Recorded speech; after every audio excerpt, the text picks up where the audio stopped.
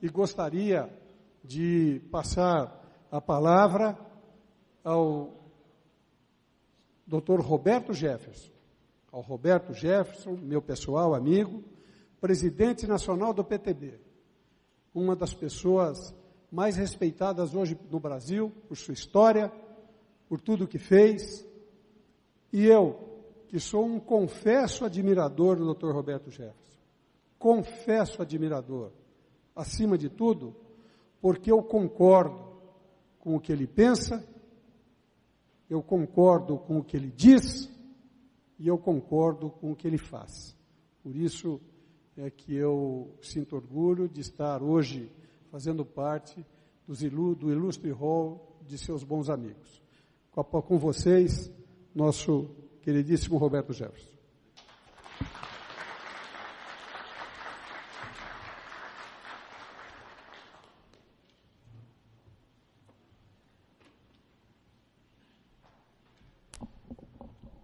Você é maior que eu, muito maior do que eu. Tem que arrumar para mim. Saúdo o presidente da AMA, o prefeito Flávio Daniel Alves, que me honra com o convite de participar desse congresso e abre a casa para que eu possa conversar com os prefeitos, os vereadores, as vereadoras, as prefeitas aqui presentes. E na extensão desse abraço, prefeito, todo o povo da região do noroeste do estado de São Paulo. Meu amigo Carlos Cruz, presidente da PM, eu dou um depoimento sobre ele. Eu sou um homem de lutas, travei várias, nunca fugi de nenhuma.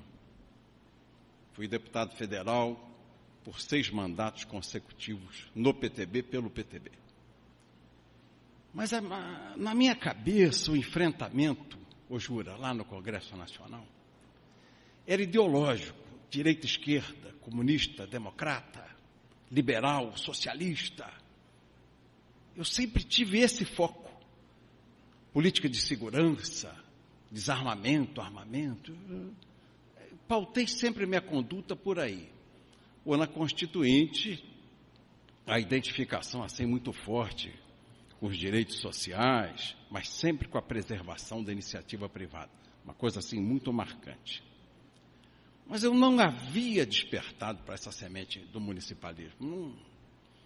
Ela não tinha tocado meu coração, ela não tinha batido. E eu, depois que passei pela procela, pelo sofrimento pessoal que vivi, pelo isolamento que amarguei, pelo exílio, assim, uma vida de eremita num lugar escuro e fechado, eu busquei discurso.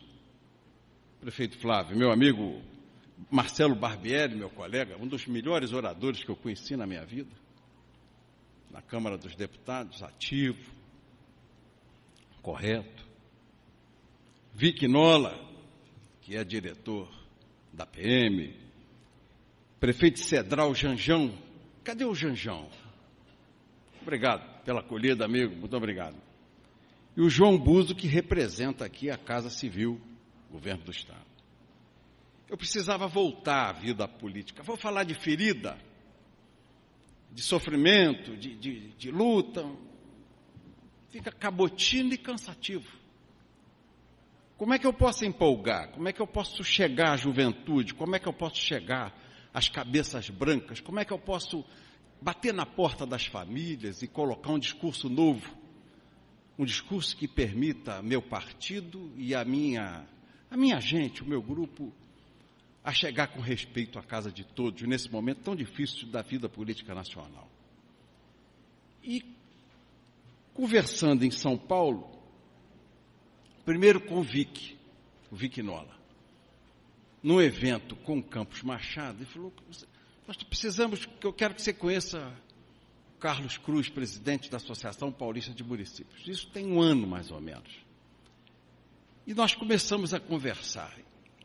E a semente caiu no meu coração. Falei, esse é o caminho, sem ódio, sem ressentimento. Não é um discurso que separe, ele não tem ideologia.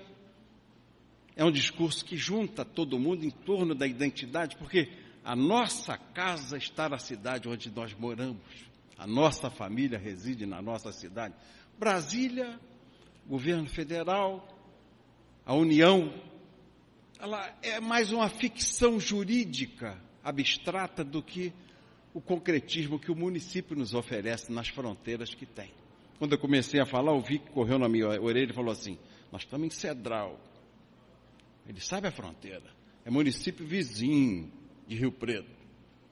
E o prefeito está aí, é o Janjão. As fronteiras são bem delimitadas, claras para nós e palpáveis. São reais. E o discurso, eu estou engolando, não domino plenamente ainda, Marcelo. Estou engolando, estou aprendendo. É que nem música. Eu que canto há muitos anos, estudei canto, cantei menino no coral da minha escola. A gente diz quando a música está sob o domínio, nas variações de tom, nos agudos, nos graves, na sustentação virada do palato, que ela está engolada. Eu estou engolando o discurso de municipalismo. Vou ficar bom. Eu prometo isso a vocês que eu vou ficar bom. Vou aprender. E venho aqui para conversar um pouquinho com vocês sobre isso. Antes um pouco de entrar na matéria, só para dar um depoimento a vocês. Eu estava em Portugal agora, por ocasião do centenário de aparecimento de Nossa Senhora de Fátima, de quem sou devoto, e comecei a ler os jornais em Portugal. Ler os jornais, fui ao Porto, fui a Coimbra, fui a Fátima, depois fui para Lisboa. Aí tomei um susto com a notícia que li. 2016 fechou para Portugal, que é um país do tamanho do estado do Rio de Janeiro, com 52 milhões de turistas. Eles foram responsáveis por um crescimento no primeiro semestre em Portugal, no primeiro trimestre em Portugal, de 3% do PIB. 52 milhões de turistas. O Brasil, em 2016, teve menos de 8 milhões de turistas. O Brasil teve menos de 8 milhões de turistas. Quer dizer, 8 vezes e meia menos. 6 vezes 8, 48. 6 vezes e meia menos do que Portugal. A última vez que eu tinha ido a Portugal foi em 98, na Feira Internacional de Informática, Tecnologia. E comecei a ver, naquela época, Portugal se preparar para a virada. O que eu vi lá? Pena que o Zupo foi embora. O Zupo foi um grande companheiro meu, deputado federal, um grande cara, idealista, bom. Eles prepararam primeiro o povo de Portugal para o turismo. Eles disseram o seguinte: não dá para concorrer com a Alemanha para fazer BMW. Não dá para concorrer com a França para fazer vinho. Não dá para concorrer com a Inglaterra para fazer avião. Vamos preparar nosso povo para receber o mundo. Todos os meninos se formam falando 3 idiomas: português, francês e inglês. Todos. Eles aduzem italiano, alemão, e a Espanha do lado é vizinho, já é uma coisa natural que eles falem espanhol também. Então eu fiquei impressionado. O motorista de táxi fala 3, 4 idiomas. O menino do hotel fala 3, 4 idiomas. E o que mais me impressionou? A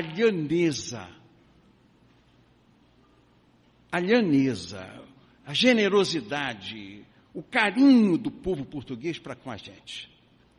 Eu, com a Ana, minha mulher, 2 vezes parei para pedir informações caminhando na rua. A Ana tem uma sobrinha, Ana Lúcia, minha mulher, a minha Ana, que estuda na cidade de Aveiro, está fazendo doutorado em Aveiro. E ela deu o mapa para que nós fôssemos a pé para a casa dela, do ponto que nós nos encontrávamos no hotel.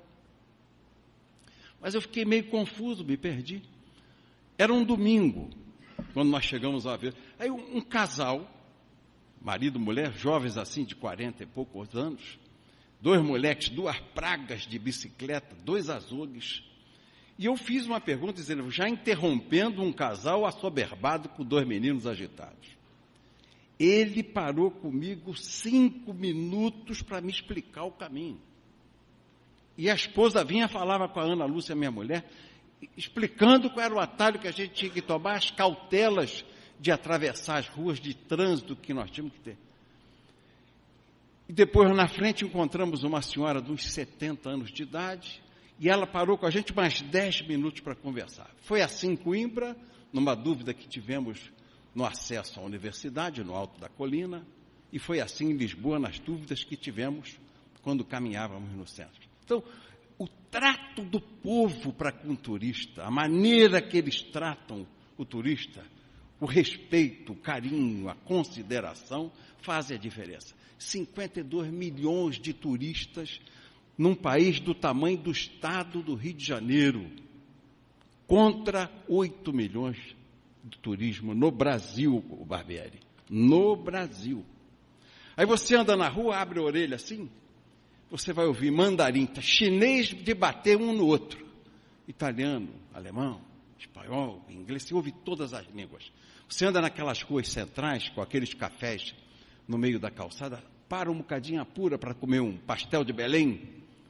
Você apura, você ouve o mundo, Portugal, uma Babel, com um retorno poderosíssimo de turismo, porque preparou o povo para receber essas visitas. Fiquei encantado, fiquei realmente encantado, fiquei realmente muito impressionado com o que assisti lá. O Supo já foi, mas eu queria dizer isso a ele. Não é só o investimento em marketing. É o investimento na formação dos homens. Na formação dos homens. É uma coisa impressionante, me impressionou profundamente. Eu fui buscar no IBGE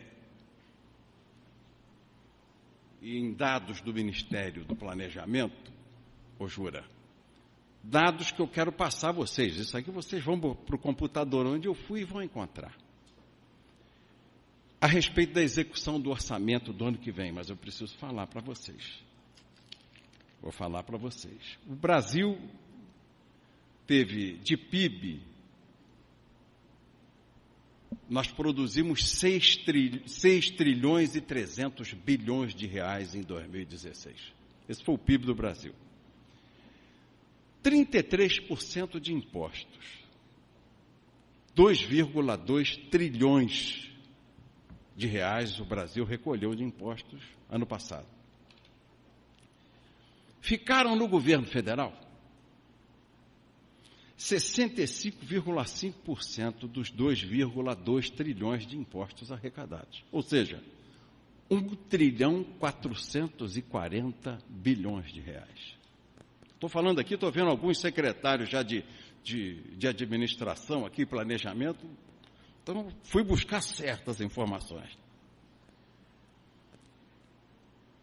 Os estados ficaram com 24% dos impostos arrecadados, dos 2 trilhões e 200 bilhões. Ou seja, os estados do Brasil, os 27 mais Distrito Federal, ficaram com 528 bilhões de reais. E os 5.565 municípios do Brasil, 5.565, Cedral, Janjão, nessa conta, 9,5% dos impostos arrecadados, ou seja, 209 bilhões. Olha a discrepância disso tudo. A produção é toda no município. As empresas, as igrejas, as escolas, o comércio, tudo é no município. As indústrias de tecnologia são todas no município. Mas a União fica com 65,5% de tudo que é arrecadado. Eu puxei um outro dado no Ministério. Perfil dos trabalhadores ativos 2016. Somos 203 milhões de brasileiros. Natural que 101 milhões de brasileiros trabalhem. De carteira assinada trabalham ou trabalharam em 2016 33 milhões e 400 mil irmãos brasileiros. Por conta própria, comércio, autônomo, médico, advogado, 22 milhões e 100 mil brasileiros. Funcionários públicos federais, 1 milhão e 200 mil na ativa. Funcionários públicos estaduais, 2 milhões e 600 mil na ativa. Funcionários públicos municipais, 2 milhões e 400 mil na ativa. Essa conta de funcionários, de trabalhadores, funcionários e seletistas, trabalhando, total de ativos, 61 milhões e 700 mil pessoas, daquele total de 203 milhões de brasileiros. Perfil dos assistidos, em milhões. Bolsa Família, 13 milhões e 400 mil pessoas. Seguro Defeso, que é a pesca, 558 mil pessoas recebem o seguro defeso na pesca. Bolsa de Estudos do MEC, 233 mil pessoas recebem. Previdência Social, recebem entre aposentados e pensionistas 33 milhões e 800 mil pessoas. No governo federal, na União, aposentados e pensionistas, 1 milhão 125 mil pessoas. Nos estados, aposentados e pensionistas, 2 milhões e 10 mil pessoas. Nos municípios, que é mais recente, a aposentadoria municipal, são aposentados e pensionistas 611 mil pessoas. Então, um total de assistidos, 51 milhões 737 mil pessoas. Total de desempregados, 14 milhões e 200 mil pessoas. Desses 203 milhões de pessoas, os 33 milhões e 400 mil seletistas, eles têm uma massa salarial 24 vezes menor do que o somatório dos 2 milhões e 600 mil funcionários estaduais, dos 2 milhões e 400 mil municipais e 1 milhão e 200 mil dos federais. Então, em relação a esse somatório aqui que dá 10, vai 1, 2, 4, 6 milhões de trabalhadores do serviço público, os 33 milhões e 400 mil têm uma massa salarial 24 vezes menor. Se nós afastarmos os trabalhadores funcionários do município e do estado para comparar só com o governo federal, a massa salarial federal é 32 vezes maior que os trabalhadores da CLT, que são 34 milhões de pessoas. Então, no governo federal, são 1 milhão e 200 mil pessoas que ganham na massa salarial 32 vezes mais que os trabalhadores da CLT. Esses dados a gente tem que trazer para discutir as diferenças entre o Brasil. Porque ninguém pode ser contra ninguém melhorar. Mas nos 13 anos de governo do PT, ele deu a massa de funcionários federais em função da força da CUT, 270% de aumento acima da inflação, que está repercutindo nessa crise gravíssima que o Brasil vive hoje.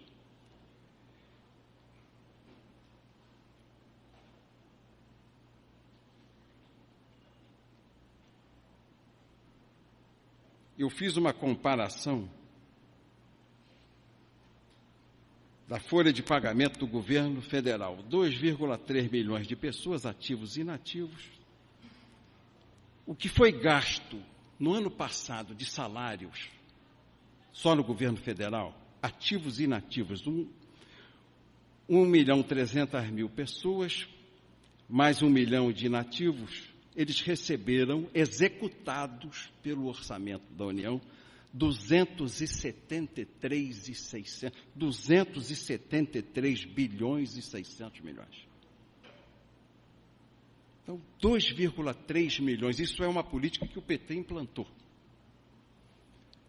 Um orçamento de 1,444 trilhões, ele pagou 273, vou arredondar para 274,600. O custo médio por ano de pessoa no governo federal é de R$120 mil. Custo médio ano. Então, dá uma média de R$10 mil ano de custo no governo federal. Agora, para os municípios, a diferença. O governo municipal tem 3 milhões de pessoas trabalhando. Ativos, 2,4 milhões, inativos, 470, pensionistas, 130. O custo, prefeito, foi de 24 bilhões na execução dos orçamentos municipais de 2016. Olha aqui, 5.565 municípios. O custo do pessoal foi de 24 bilhões, dá um custo médio de R$8 mil por pessoa, contra do governo federal, 274 bilhões e 120 mil ano por pessoa. Quer dizer, é um absoluto massacre essa concentração que há de poder na mão do governo federal contra o município. Por isso que essa tese está se avultando, porque é um massacre, prefeito. É um massacre. Quando a gente olha as diferenças... Eu estou falando para pessoas que conhecem isso aqui, mas eu fui estudar, porque eu estou engolando a música. Eu estou aprendendo a cantar essa canção. O governo federal paga ao seu pessoal, e são contas que eu fui fazendo nas minhas maquininhas aqui, meus computadores, 15 vezes mais que os municípios pagam ao seu pessoal. Por isso, a gente começa a entender a concentração de poderes que há nesses orçamentos trabalhados no governo federal. Por isso que ninguém quer partilhar. Eu estou vendo aqui o Luiz Carlos Rauli, que é um parlamentar que eu respeito lá do Paraná, já fazendo uma proposta, foi publicada agora, dia 22 de agosto. Eu até trouxe, dei uma estudada, ainda não me aprofundei, estou aprendendo a estudar isso, e a discutir esse tipo de reforma que ele propõe. Ele propõe uma reforma para melhorar em 15 anos, revogando o ISS, que é o único imposto forte que os municípios dispõem, em muitos municípios acima do IPTU, o ISS. Então, vamos revogar, vamos tirar da mão do prefeito e do município o ISS, vamos criar um imposto compartilhado com o governo do Estado, e em 15 anos, isso, o nosso Raul. Nós vamos transferir aos municípios, aos 5.565, mais 20 bilhões de reais, que é uma proposta muito boa.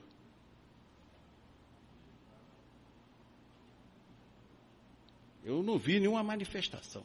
Em 15 anos, de 209 bilhões, os municípios vão para 229 ou 230, mais 10% do que arrecadam hoje apenas, com os encargos todos que tem de saúde, de educação e de segurança pública, que os municípios começam a praticar fortemente com as suas guardas municipais.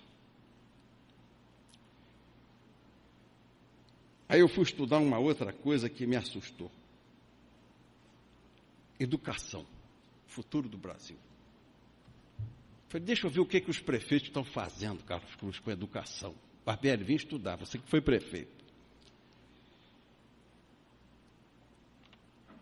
Educação fundamental, de 0 a 15 anos, ou 17, porque os meninos não saem da escola com 15, tem repetência, então de 0 a 17. São 9 anos na base municipal. Tem 17% da população, ou seja, 34 milhões de meninos, mas a rede pública municipal abriga 17 milhões de meninos. A Constituição Federal diz que os municípios têm que colocar no orçamento, no mínimo, 25% para a educação. Mas o executado, pelo que eu li, é 30% em função das creches. Tá certo? De 209, 30% os municípios gastaram. Os 5.565 municípios. Isso aqui, eu estudei esse fim de semana. Eu estou aqui, Roberto Jefferson, que desconhecia esse assunto, assustado com as diferenças. Então, os municípios aplicaram 60 bilhões de reais na idade de 0 a 17 anos. Aí, falei, deixa eu saltar aqui para ver o governo federal. Universidades federais. Tem 1.100.000 meninos nas universidades federais. São 7,3 milhões de meninos no ensino superior no Brasil. Na rede federal, tirando os Estado, as privadas, as confessionais, tem 1.100.000 meninos. O governo federal gastou com as suas universidades federais para 1,100 mil meninos, 129 bilhões de reais. 129 bilhões de reais contra 60 da rede pública municipal, 5.565 municípios para 17 milhões de meninos. Falei, Roberto Jefferson, você tem que fazer essa conta aí na caneta. Ensino básico, só o ensino sem a creche dá 52 bilhões nas escolas municipais. Aí eu peguei a conta 52 e dividi por 17 milhões de meninos. Dá R$3.000 ano de investimento, de orçamento, em cada menino na rede municipal. Falei, agora vou ver os meninos da rede da Universidade Pública Federal. Marcelo. 1,100 milhões de estudantes, divididos por 130 bilhões, são 124 mil reais ano por menino, que dá uma conta de 40 vezes a diferença de um menino da escola pública municipal para um jovem da escola superior federal. Esse é o socialismo mais perverso que eu já vi na minha vida. Eu estou dizendo a vocês que fui a Portugal e fui visitar Coimbra. A universidade lá é paga na medida da possibilidade de pagamento de cada família. O básico, o fundamental é de graça. A universidade é paga. Para que não haja essa discrepância brutal que existe no Brasil. Quem afasta o menino do sucesso, o menino pobre, é a dificuldade que ele tem de estudar. Eu fico imaginando se a gente pegasse um pedaço desse dinheiro aqui e repassasse para baixo, que esses meninos pudessem estudar num custo de R$10.000 ano para os municípios per capita. O Marcelo, o que você faria com 10 mil ano per capita quando prefeito para um menino do básico e fundamental?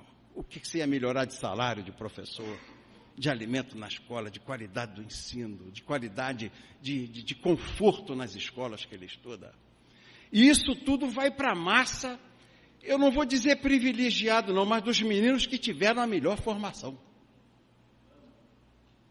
A melhor formação. Porque eles têm a melhor formação quando passam para a Universidade Federal, você excluindo as cotas hoje, as cotas raciais. Esses meninos foram formados nas melhores escolas de São Paulo e do Brasil, privadas, particulares. Porque a rede municipal tem dificuldade de pagar o bom professor de física, de química, de matemática. Eles não querem dar aula. De português, eles não querem dar aula lá. Aí eu fui entender por quê e vou mostrar a vocês. Então, no vestibular, se ele não tiver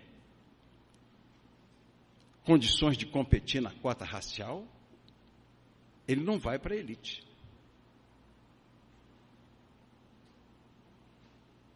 Isso é a mais profunda injustiça que eu já vi.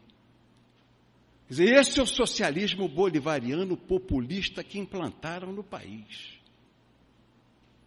São 17 milhões de meninos tendo uma formação frágil na sua base municipal para sustentar uma elite de 1.100.000.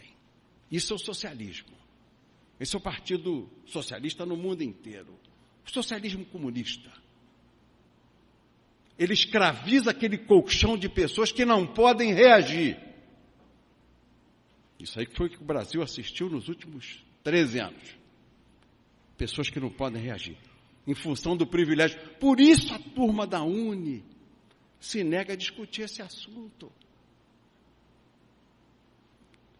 Porque eles custam R$124 mil por ano, quando um menino da escola pública municipal do ensino fundamental custa 3.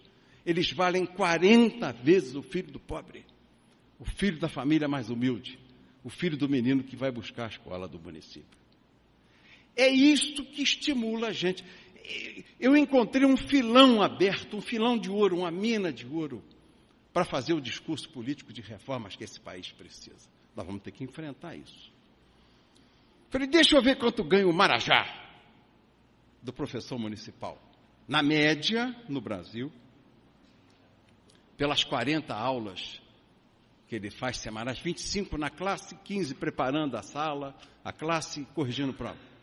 Média, R$1.800. A média é R$1.800. Esses que preparam essa juventude para o sucesso, para a vida, para a luta. Porque eu venci, porque eu sou filho de professor. Meu pai dava 15 aulas por dia. E eu pude estudar numa escola melhor na minha vida, quando menino, lá na cidade de Petrópolis, porque ele era professor da escola e havia uma política na escola de dizer, o filho do professor é bolsista na escola. Meu pai dava 15 aulas por dia, 5 de manhã, 5 de tarde, 5 de noite. Sábado dava 4 aulas de manhã e domingo corrigia a prova e aula particular para ajudar a sustentar a família com 7 filhos. Somos 7 irmãos. O salário do professor da Universidade Federal, eu quero que ele ganhe muito, mas num processo de equilíbrio do Brasil. Se ele tiver mestrado, no concurso ele ganha R$13.250. Mestrado para dar 40 horas semanais. Sem classe, na preparação da classe e corrigindo prova. Se ele tiver doutorado, R$18.500. São 20 salários mínimos. 13.250 são 14 salários mínimos. Depois de 10 anos, eles atingem o teto de 33. A idade de Cristo.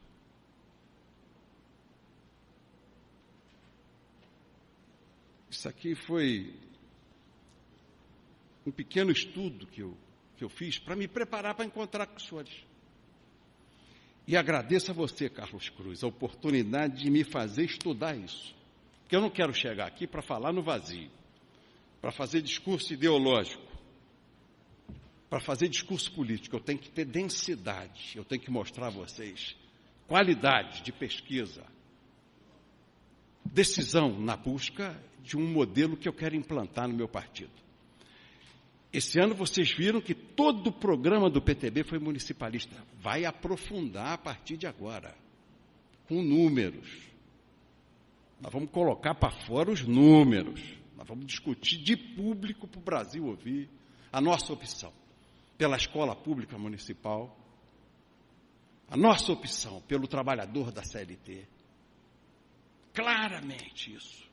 E pelo fortalecimento do município. Eu estou vendo em Brasília essa semana, eu tenho participado ativamente das discussões com os presidentes de partido, as nossas bancadas. Reforma política. Reforma política. Foi citado, hoje está num dos jornais, eu não sei se eu li no Globo, no Estadão ou na Folha. Eu vim lendo no avião.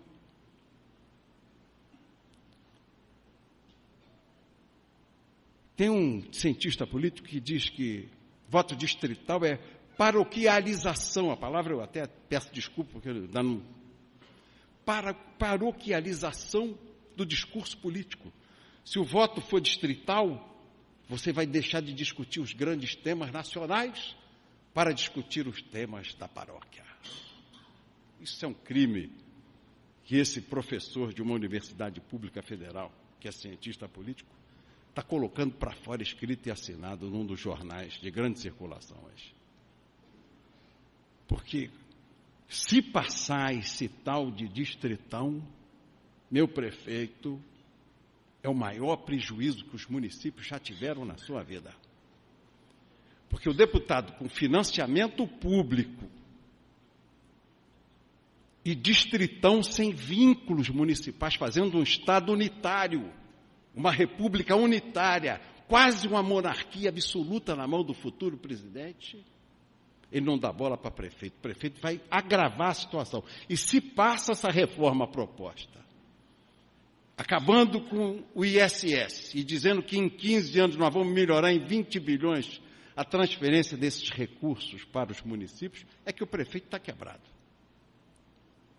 Porque o prefeito vai deixar de ter importância no Congresso Nacional. Porque o deputado sabe, ele tem fundo público, ele pode ser do noroeste de São Paulo, depois da região sul de São Paulo, pode ser do norte de São Paulo, pode ser do leste de São Paulo. Ele migra como ave de arribação. Eu me coloquei dentro da minha bancada. Mas isso não existe. Eu, Roberto Jefferson, a minha vida inteira, 6 mandatos, sempre fui um deputado distrital e não deixei de discutir os temas nacionais. Quando eu arrancava da minha região, eu já arrancava com 80% da eleição definida, com os meus prefeitos e os meus vereadores. Eu conheço pelo nome os meus amigos, os que puxaram o meu andor, tiveram do meu lado nas minhas 6 vitórias. Mas distritão, voto majoritário sem vínculo municipal, Carlos, é a falência absoluta do municipalismo. Com essa concentração de poderes financeiros em mão e orçamentários em mãos do presidente, ele é o rei. Ele faz o que quiser e vai fazer do prefeito sem o seu ISS mais esmoler do que o prefeito já é hoje. Uma coisa não se dissocia da outra. Ninguém faz uma reforma política aviltando tanto fundamentos municipalistas e democráticos apenas para dar uma saída ao caravançará, a bagunça jurídica que o Supremo arrumou para o país. A classe política é uma classe maldita. É a geni. O político só enxerga o seu umbigo. São todos desonestos, os políticos. Tudo que ele faz é pensando em si, na sua família, nos seus interesses pessoais. É o discurso que nós estamos vendo aqui, todo dia colocado de público. Mas quem fez essa bagunça que a classe política não está tendo tempo de arrumar? O Supremo. Havia fidelidade partidária. Havia. Eu no PTB, eu confesso a vocês, eu nunca fiz esse negócio assim, o Janjão castrador. Nunca fiz. Agora, quem anuncia que vai, já foi. Não adianta eu prender o cara aqui, eu dava carta. Liberava. Se o suplente quisesse ir buscar a fidelidade partidária, buscava. O suplente buscava. Ia atrás dele, processava, ele trocou de partido, perde o mandato em favor do suplente. Eu nunca fiz isso.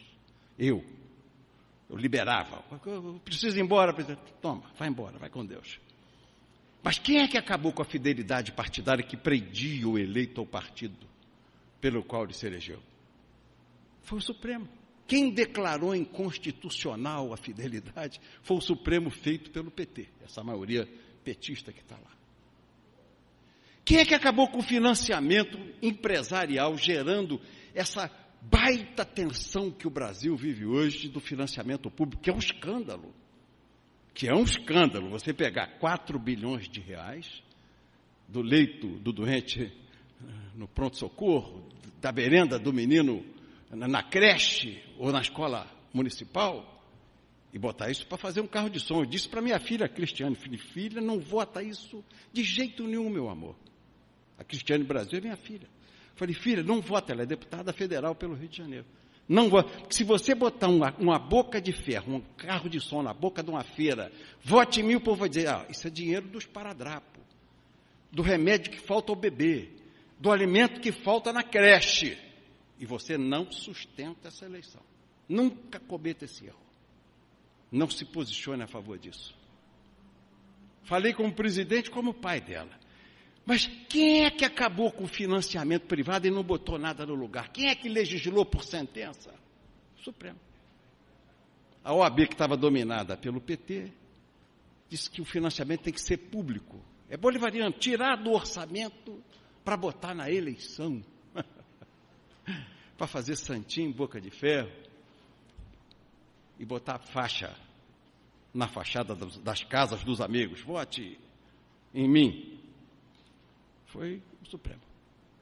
Ah, mas Roberto, tem lá em Brasília 36 partidos políticos registrados, na Câmara dos Deputados, tem 27 com assento, isso é um escândalo da classe política.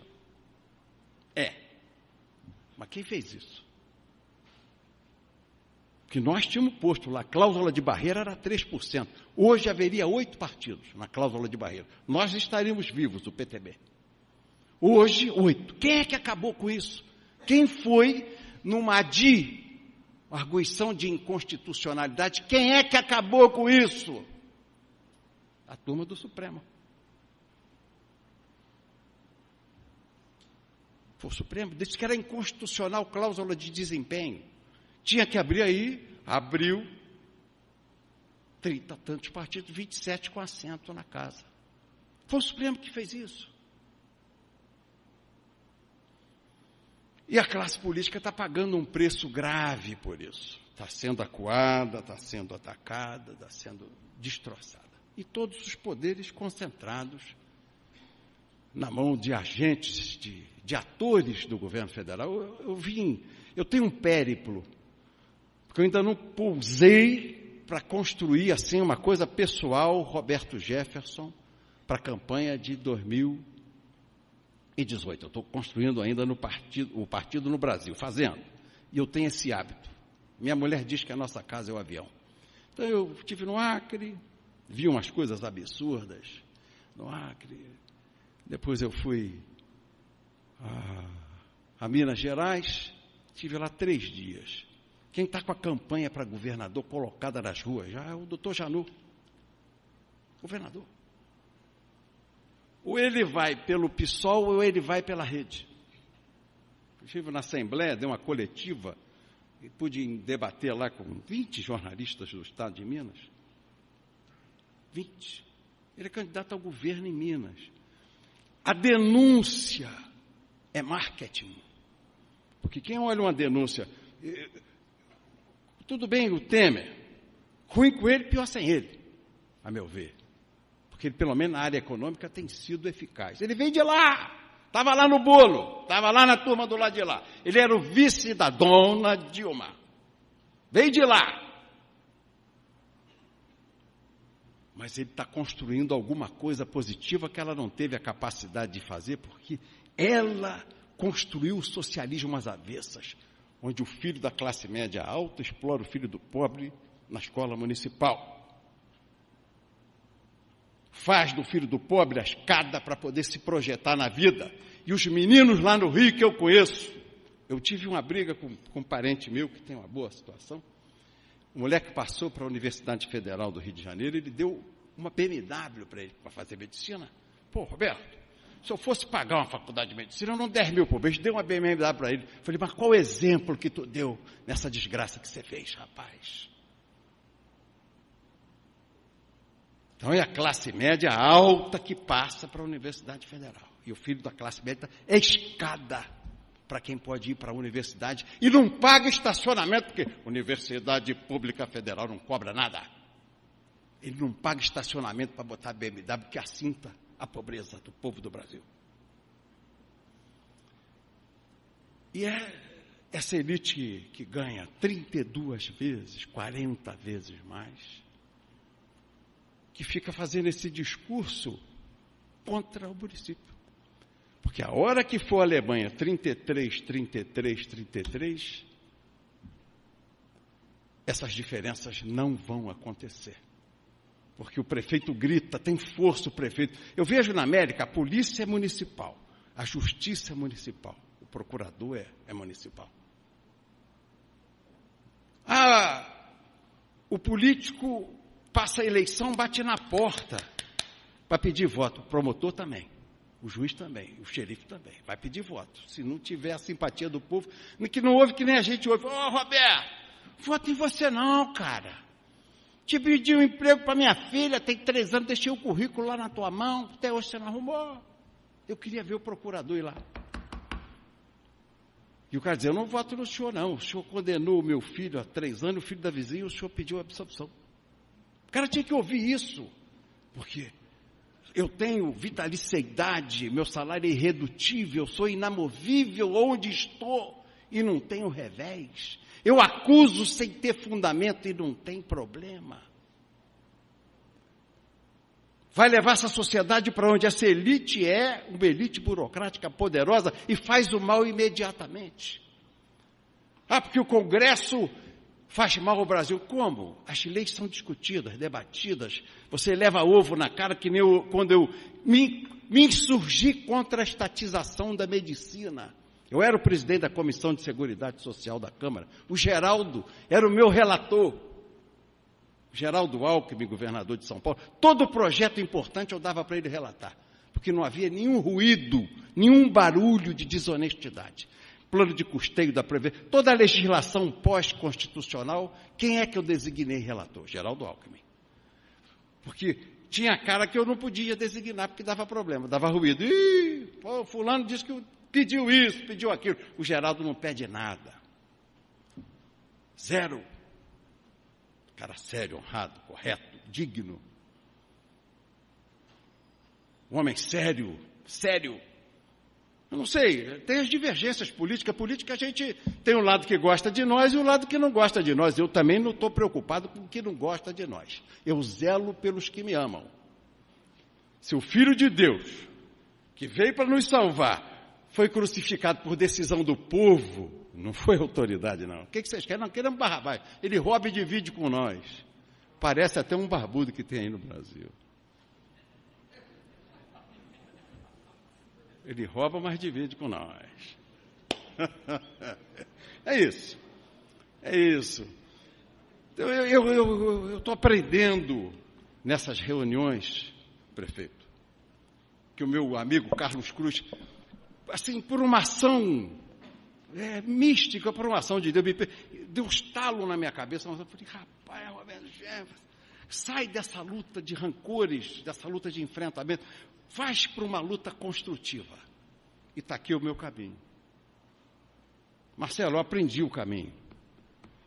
Vocês vão ver agora em novembro aquele programa de bloco. As inserções todas eu já coloquei. Está aqui o secretário de comunicação do PTB, só ouvindo, anotando, entrevistando, porque vai o que ele colhe aqui, a essência do que vocês sentem, pulsam, pensam, verbalizam. E eu quero agradecer a oportunidade que me dão de aprender. Eu estou, Vicky, aprendendo. Ainda não engolei, mas vou ficar bom, prometo para vocês. Quando vocês me ouvirem falar em municipalismo dentro de mais 6 meses, dentro de um ano, vai ter que juntar gente barbudinha do lado de lá para me enfrentar, que nem era na Constituinte. 10, 12 no microfone de aparte e o pau cantando. Porque eu vou defender com toda a força, porque sei que o município forte é a família forte. São os nossos valores fortes, as nossas culturas, a nossa cultura judaico-cristã preservada. É o amor à família, ao filho piquitito que eu quero proteger. E isso passa pelo fortalecimento do municipalismo. Porque essas cartilhas que eles tramam, urdem, escrevem lá em Brasília, com essa diferença que eles têm de orçamento do governo federal para os governos municipais, eles não farão mais. Essas cartilhas do dedinho, que bota o dedinho aqui, o nenenzinho que fica no dedinho, ali no buraquinho do coleguinha, essas porcarias que a gente vê toda hora denunciadas. Destruindo a família, você acabou com o alicerce, com a trincheira de resistência a qualquer pensamento esdrúxulo. Porque o professor vem impregnado. Eu vejo os meus filhos, os meus sobrinhos, os meus netos. Eles ouvem cada coisa na escola. Na escola dos meus netos acabou o dia do pai e o dia da mãe. Mas como? Acabou. Agora é dia da família. Mas como? E o pai? A família é o pai e a mãe. Não. Tem a família que não tem pai nem mãe, é uma família gay. Ué, faz o dia da família gay, mas preserva o pai e a mãe. Não, acabou na escola por decreto. Como se você revogasse a nossa cultura religiosa por um decreto de um cara que se acha acima de Cristo. E é isso que nós vamos enfrentar. Mas nós precisamos enfrentar como? Enfraquecendo os reizinhos lá em Brasília, prefeito. Não é só na pregação do discurso fácil, não. É da construção do municipalismo. Porque eu vi quando era menino, na rua que eu morava, a rua Washington Luiz, lá em Petrópolis, que era a minha casa, tem um amigo que é o presidente do Sindicato dos Delegados de Polícia de Belo Horizonte, teve comigo agora o Edson José Pereira, o Edinho, tricolor, ruim de bola, diz que era craque de bola. Era ruim, mas era meu vizinho de casa, ele, o Schichler, os Alcântara. Então, aquele coletivo de casas da rua do professor Roberto Francisco, meu pai, fazia a rua Washington Luiz. Aquelas casas, uma ao lado da outra, fazia a casa, a nossa rua. Aí eu, quando comecei a entender as coisas, dizia, bom, se o conjunto de casas faz a rua, o conjunto de ruas faz o bairro. E o conjunto de bairros faz a cidade. E o conjunto de cidade faz o Estado. E o conjunto de estados faz o Brasil. Então, o Brasil não começou em Brasília, começou na rua Washington Luiz para mim, quando eu comecei a ter esse discernimento. Era a minha igreja. Era a minha escola. Era a minha praça, os meus amigos. Ali eu aprendi a convivência social de respeito com o meu vizinho, com as pessoas que amo, com a minha avó, com o meu avô. Político não pode ter família. Eu, deputado, eu vejo a Cris, minha filha. Ela não pode botar o Christian nem a Catarina numa passagem aérea, mas se tiver um namorado, como ela é separada, pode, porque não tem vínculo com o nome dela. Para a família não pode. Pode sempre para o atalho a família. A política não pode ter família para fazer política. Se eu não fizer com a Ana Lúcia, minha mulher, vou fazer com quem? Que é minha parceira em todas as viagens que eu faço. Se eu não levar ela comigo, eu separo. Porque eu rodo sem parar, porque eu vou no Acre, eu sei o nome dos delegados do PTB no Acre, a casa onde ele mora, lá em Chapuri, lá em Sena Madureira, lá em Cruzeiro do Sul, lá em Rio Branco, eu sei onde ele mora, já fui na casa dele 2, 3 vezes. Semana que vem eu estou em Porto Alegre, depois eu vou para Santa Catarina. Porque eu acredito nessa relação pessoal que a nossa cultura permite.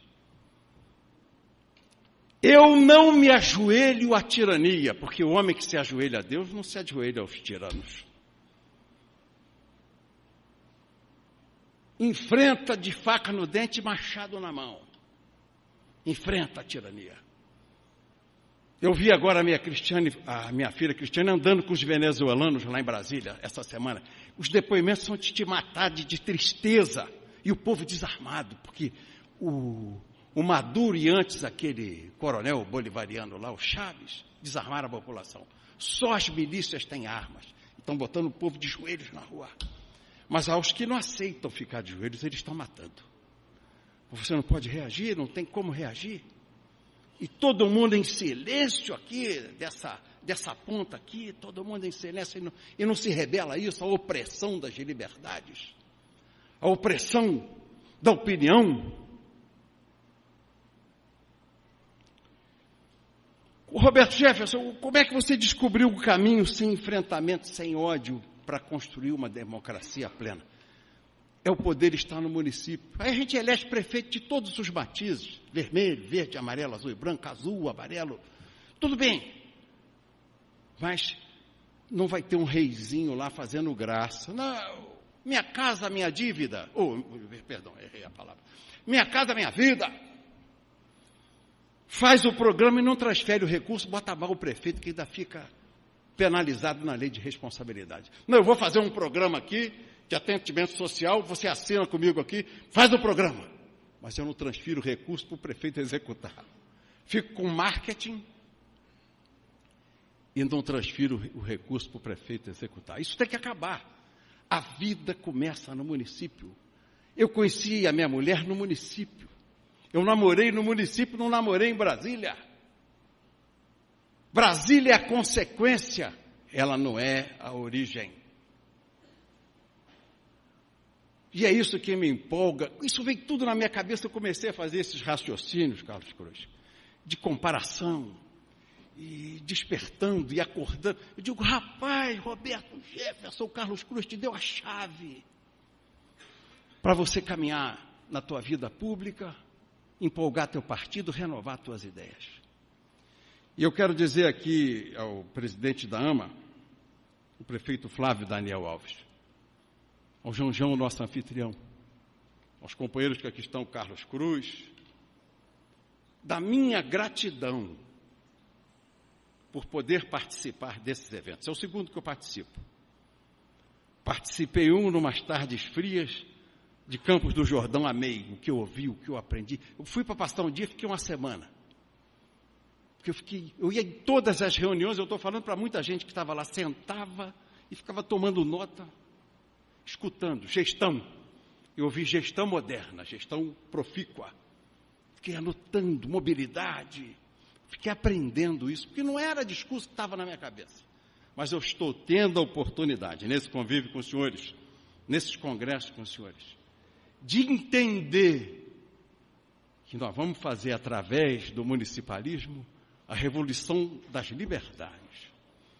A revolução que vai permitir a nós dar ao filho do mais humilde o tratamento do mais abastado nesse vasto e grande Brasil.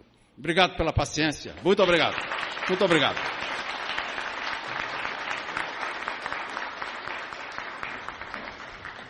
Meus amigos, só agradecer então ao nosso presidente nacional do PTB, deputado Roberto Jefferson, por nos brindar com as suas palavras, com a clareza do seu raciocínio, com o brilho da sua inteligência e, acima de tudo, com as perspectivas que se abrem de um novo soldado do municipalismo.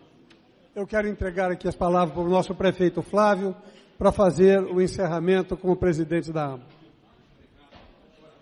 Obrigado à presença de todos. Encerramento brilhante aí, hoje com o Roberto Jefferson, que deu um show. Muito obrigado mesmo, de coração. Obrigado mesmo, obrigado a cada um de vocês. E amanhã tem mais. Obrigado mais uma vez, deputado Roberto Jefferson, o monstro da retórica, como era conhecido.